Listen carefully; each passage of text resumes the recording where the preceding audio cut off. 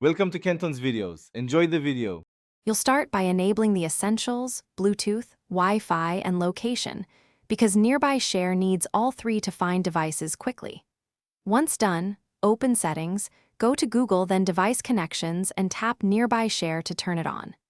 Make sure to select a visibility option, Everyone for public transfers, Contacts for safer sharing, or Hidden if you want to accept invites manually. This choice controls discoverability and prevents accidental transfers when you're in crowded places.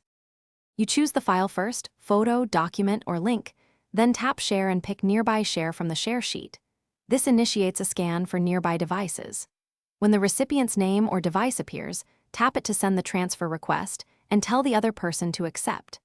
If transfer speed or mobile data matters, make sure you choose the right transfer mode, data for direct transfers or Wi-Fi for faster large files, because that affects speed and cellular usage. After you accept, watch the progress bar until it reaches 100%. Closing the app or locking the screen too early can interrupt the transfer.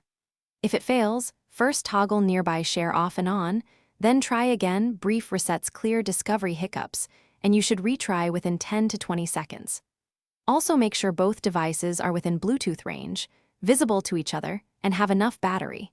If problems persist, restart Bluetooth or reboot one phone to refresh connections. Thanks for watching. Consider subscribing if we helped you.